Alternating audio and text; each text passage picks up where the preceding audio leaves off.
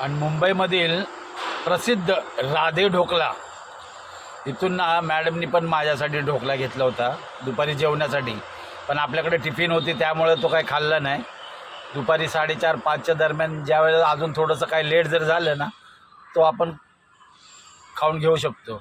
कारण आपल्याला घरी पोचायला 1.5-2 तास लागतात. त्यावेळेला आपण थोडंसं खाऊन मग चहा वगैरे घेऊ शकतो.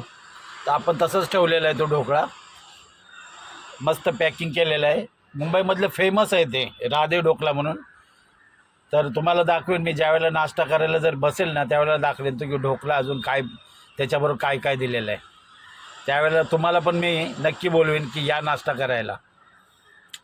ही आमची परी बघा, ही आमची बघा, हिचा दात पडला. दात दाखव तुझा, सरळ दाखव. आणि हा ढोकला बघा,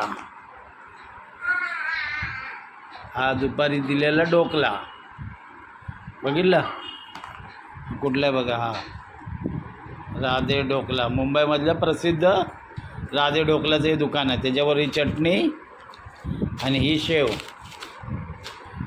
ही आता आमची ही खाणार आहे. तुझं नाव काय बाबा? तुझं हां हां. आणि ही काय ढोकला कोण खाणार?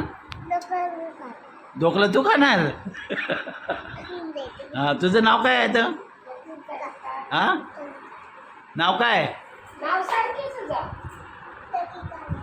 तनिका. तनिका बोलते, तनिका नाव.